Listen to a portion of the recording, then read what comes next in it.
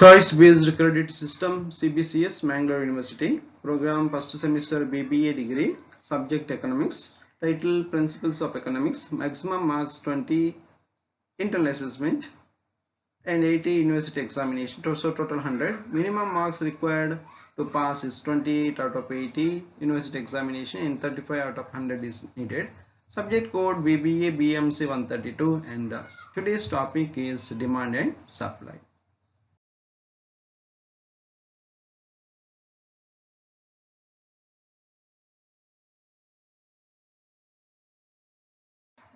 Dear friends, today we will discuss about one of the important area in economics, that is nothing but demand and supply. We are already discussed in the bridge course with regard that demand and supply, and in this video, being it is included in your BBA syllabus of Mangalore University, we have to put little more focus on the areas of demand and supply. ಬೇಡಿಕೆ ಮತ್ತು ಪೂರೈಕೆ ಬಗ್ಗೆ ಇರುವಂತ analysis. ಇಲ್ಲಿ ಬೇಡಿಕೆ ಎಂದರೇನು? Demand implies the willingness to purchase backed by the ability to purchase. When human desire is accompanied by purchasing it becomes demand. In economics, demand implies desire to acquire, willingness to pay the price, ability to make payment.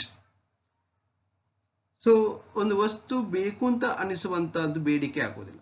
Law of demand ಅಲ್ಲಿ ಅಥವಾ ಬೇಡಿಕೆಯಲ್ಲಿ ಒಂದು ವಸ್ತು ಬೇಕು ಅಂತ ಅನಿಸಿದರೆ ಬೇಡಿಕೆ ಆಗೋದಿಲ್ಲ. ಆ ವಸ್ತುವನ್ನು ಪಡೆದುಕೊಳ್ಳಲಿಕ್ಕೆ ನಮ್ಮಲ್ಲಿ ಸಾಮರ್ಥ್ಯ ಇದ್ದಾಗ ಮತ್ತು ಪಡೆದುಕೊಳ್ಳುವಂತ ಇಚ್ಛೆ ಇದ್ದಾಗ ಮಾತ್ರ ಆ ವಸ್ತುವಿನ ಬೇಡಿಕೆ ಆಗುತ್ತೆ ಅಂತ ನಾವು ಎಕನಾಮಿಕ್ಸ್ ಅಲ್ಲಿ ತಿಳಿಬೇಕಾಗುತ್ತೆ. ಸರಳವಾಗಿ ನಮಗೊಂದು ವಾಹನ ಬೇಕು ಅಥವಾ ನಮಗೊಂದು ಮನೆ ಬೇಕು, ನಮಗೊಂದು ಟಿವಿ ಬೇಕು ಅಂತ ಇದ್ದಾಗ ಅದು ಬೇಡಿಕೆ ಆಗೋದಿಲ್ಲ. ಆ ಟಿವಿ ವಾಹನವನ್ನು ಪಡೆದುಕೊಳ್ಳುವಂತ ಸಾಮರ್ಥ್ಯ ಅಥವಾ ಹಣ ನಿಮ್ಮಲ್ಲಿ ಇದ್ರೆ ಮಾತ್ರ ಅದು ಬೇಡಿಕೆಯಾಗಿ ಬದಲಾಗುತ್ತೆ ಅಂತ ನೀವು ತಿಳಿಬೇಕಾಗುತ್ತೆ. So demand refers to the desire to purchase backed up by the ability to purchase. Demand is expressed with price, ಬೆಲೆಯ ಆಧಾರದಲ್ಲಿ ಹೇಳ್ತೇವೆ. expressed with quantity, expressed with the time period and related to market conditions. Demand functions explains the functional relationship between price and quantity demanded. Demand function especially price demand, income demand ಮತ್ತು cross demand ಅಂತ ನಾವು ಕರೀತೇವೆ. Price demand ಅಂದ್ರೆ demand depends on price, ಬೆಲೆಯಲ್ಲಿ ಆಧಾರವಾಗಿ ನಿರ್ಧರಿಸುವಂಥದ್ದು.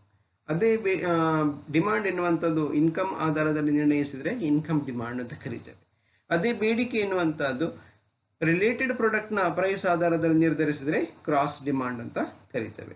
ಮುಂದೆ factors determining demand, determinants of demand ಅಂತ ಕರೀತೇವೆ.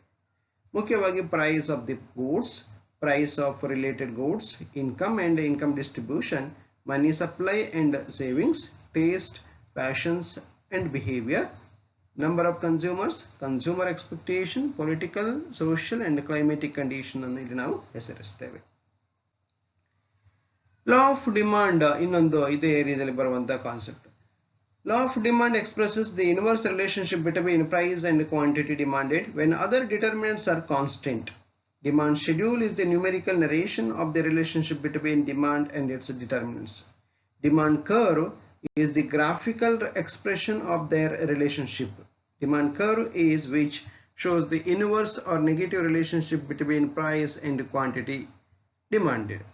And it slopes downwards to right, that you should know. Downwards ಆಗುತ್ತೆ ಅಂತ ತಿಳಿಬೇಕಾಗುತ್ತೆ.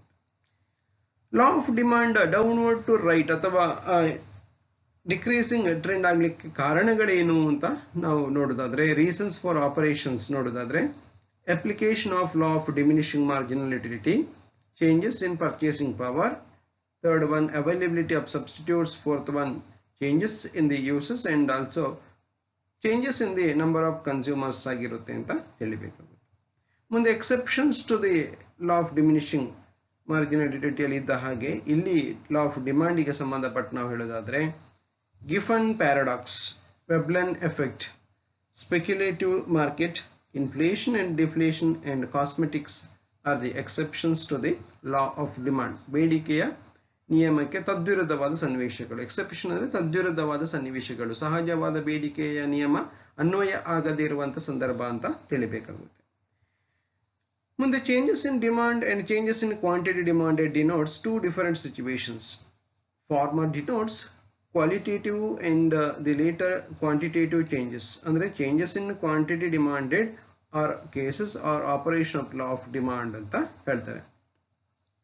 ಅಂದ್ರೆ ಚೇಂಜಸ್ ಇನ್ ಕ್ವಾಂಟಿಟಿ ಡಿಮಾಂಡೆಡ್ ಬೆಲೆ ಬದಲಾದಾಗ ಆಗುವಂತದ್ದು, changes in demand other than price ಬದಲಾದಾಗ ಆಗುವಂತದ್ದು ಅಂತ ನಾವು ತಿಳಿಬೇಕಾಗುತ್ತೆ. ಚೇಂಜಸ್ ಇನ್ ಡಿಮಾಂಡ್ ಇಲ್ಲಿ ಮುಖ್ಯವಾಗಿ increase in demand due to ಕೆಲವೊಂದು ಕಾರಣಗಳಿಂದ ಬೇಡಿಕೆ ಜಾಸ್ತಿ ಆಗುತ್ತೆ. ಯಾವ ಕಾರಣ? Increase in number of consumers, increase in income and wealth, improvement in taste and habits, anticipation of price rise, fear of scarcity, rise in the price of substitutes, fall in the price of complementaries and decrease in taxes ಅಂತ ಹೇಳಬೇಕಾಗುತ್ತೆ. ಹಾಗೇನೆ decrease in demand ಕೆಲವೊಂದು ಕಾರಣದಿಂದಾಗಿ ಬೇಡಿಕೆ ಕಡಿಮೆ ಆಗುತ್ತೆ. ಯಾವ ಕಾರಣ?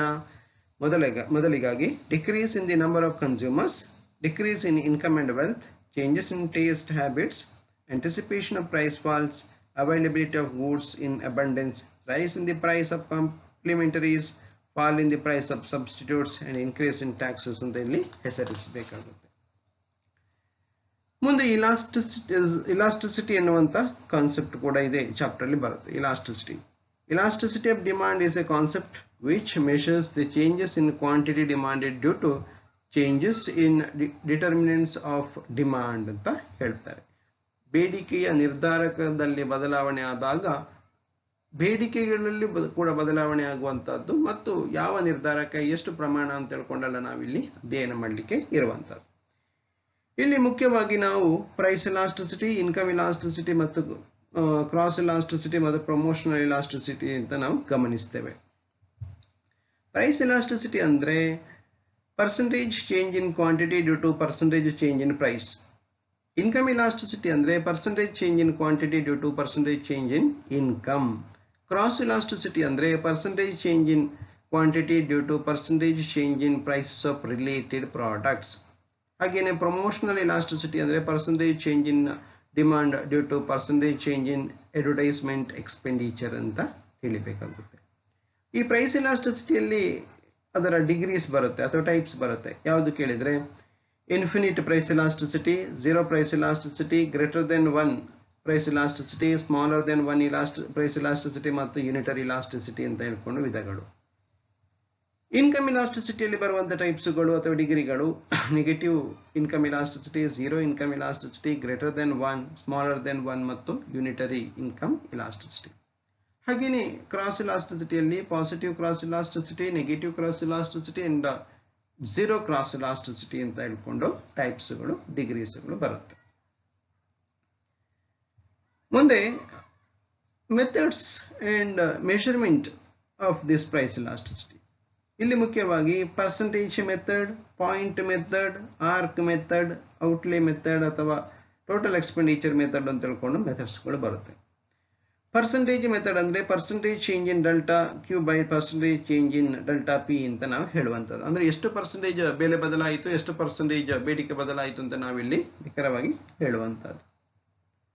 Expenditure method ಅಥವಾ ಟೋಟಲ್ ಔಟ್ಲೇ ಮೆಥಡ್ ಅಥವಾ ಟೋಟಲ್ ಎಕ್ಸ್ಪೆಂಡಿಚರ್ ಮೆಥಡ್ ಅಲ್ಲಿ ಎಷ್ಟು ನಾವು ಖರ್ಚು ಮಾಡುತ್ತೇವೆ ಆ ಖರ್ಚು ಮಾಡುವ ಪ್ರಮಾಣ ಆಧರಿಸಿಕೊಂಡು ಹೇಳುವಂಥದ್ದು. ಬೆಲೆ ಎಷ್ಟೇ ಬದಲಾದರೂ ನಾವು ಸಮಾನವಾಗಿ ಖರ್ಚು ಮಾಡುತ್ತೇವೆ. ಕೆಲವು ಸಂದರ್ಭ ಬೆಲೆ ಬದಲಾದಾಗ ನಮ್ಮ ಖರ್ಚು ಏರಿಳಿತ ಆಗುತ್ತೆ, ಇನ್ನೊಂದು ಸಂದರ್ಭಗಳು ಅದನ್ನಾಧರಿಸಿಕೊಂಡು ನಾವು ಹೇಳುವಂಥದ್ದು ಅಂತ ನೀವು ತಿಳಿಬೇಕಾಗುತ್ತೆ. ಮುಖ್ಯವಾಗಿ ಟೋಟಲ್ ಎಕ್ಸ್ಪೆಂಡಿಚರ್ ಇನ್ಕ್ರೀಸ್ ಆದಾಗ ಇಲಾಸ್ಟಿಸಿಟಿ ಜಾಸ್ತಿ ಆಗುತ್ತೆ ಅಂತ ಇಲ್ಲಿ ಹೇಳುದು. ಟೋಟಲ್ ಎಕ್ಸ್ಪೆಂಡಿಚರ್ ಕಾನ್ಸ್ಟೆಂಟ್ ಆಗಿದ್ದಾಗ ಈಕ್ವಲ್ ಆಗಿರುತ್ತೆ. ಟೋಟಲ್ ಎಕ್ಸ್ಪೆಂಡಿಚರ್ ಡಿಕ್ರೀಸ್ ಆದಾಗ ಏನು ಇಲಾಸ್ಟಿಸಿಟಿ ಕಡಿಮೆ ಆಗುತ್ತೆ ಎಂದು ನಾವಿಲ್ಲಿ ಹೆಸರಿಸುತ್ತೇವೆ. ಪಾಯಿಂಟ್ ಮೆಥಡ್ ಅಂದ್ರೆ ಅದರ ಹೆಸರು ಸೂಚಿಸುವಾಗಿ ನಿರ್ದಿಷ್ಟವಾದ ಪಾಯಿಂಟ್ನಲ್ಲಿರುವಂತ ಇಲಾಸ್ಟಿಸಿಟಿ ಅಂತ ನಾವು ಕರಿಬೇಕಾಗುತ್ತೆ. ಆರ್ಕ್ ಇಲಾಸ್ಟಿಸಿಟಿ ಅಂದ್ರೆ ಆ ರೇಂಜ್, ಎರಡು ರೇಂಜ್ಗಳ ನಡುವಿನ ಇಲಾಸ್ಟಿಸಿಟಿ ನಾವು ಆರ್ಕ್ ಇಲಾಸ್ಟಿಸಿಟಿ ಅಂತ ಹೇಳ್ಬೋದು ಅಂತ ತಿಳಿಬೇಕಾಗುತ್ತೆ. ಮುಂದೆ ಡಿಟರ್ಮಿನೆಂಟ್ಸ್ ಆಫ್ ಪ್ರೈಸ್ ಇಲಾಸ್ಟಿಸಿಟಿಯಲ್ಲಿ ಮುಖ್ಯವಾಗಿ ಅಮೌಂಟ್ ಆಫ್ ಎಕ್ಸ್ಪೆಂಡಿಚರ್ ಅನ್ನು ಹೇಳ್ತಾರೆ, ಡಿಗ್ರೀಸ್ ಹೇಳ್ತಾರೆ, substitutes, demand and postponement of demand, consumption, uses of goods, range of price and time ಮುಖ್ಯವಾಗಿ ಹೆಸರಿಸುತ್ತಾರೆ. Uses of price elasticity uses ಬಗ್ಗೆ ಹೇಳೋದಾದ್ರೆ ಇದು in production to take decisions, ಉತ್ಪಾದನಾ ಕ್ಷೇತ್ರದಲ್ಲಿ ತೀರ್ಮಾನ ಕೈಗೊಳ್ಳಲಿಕ್ಕೆ ಸಹಕಾರಿ. In exchange to determine the prices, in distribution to reward the factors, in foreign trade to determine the trade terms, in foreign exchange rate determination, in public finance to impose taxes, and also in policy to nationalize the industries. ಇಷ್ಟು ವಿಷಯಗಳಲ್ಲಿ uses ಆಗಿ ನಮಗೆ ಹೇಳಬಹುದು.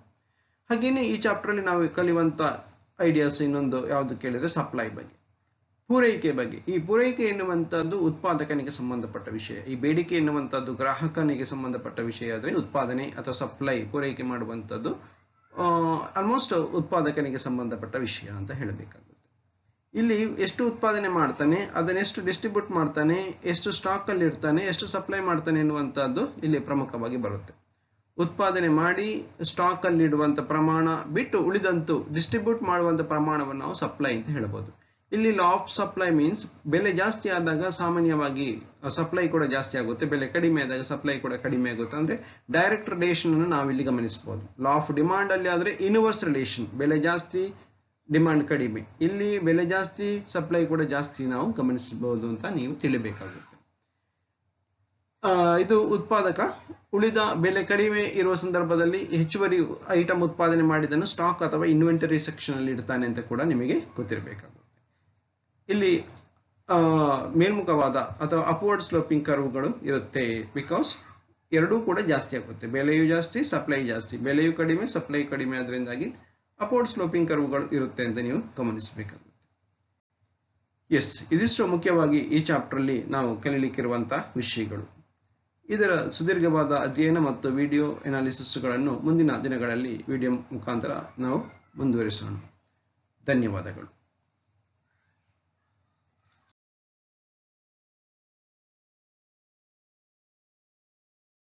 All the best to the future of India, and knowledge is power. Thank you.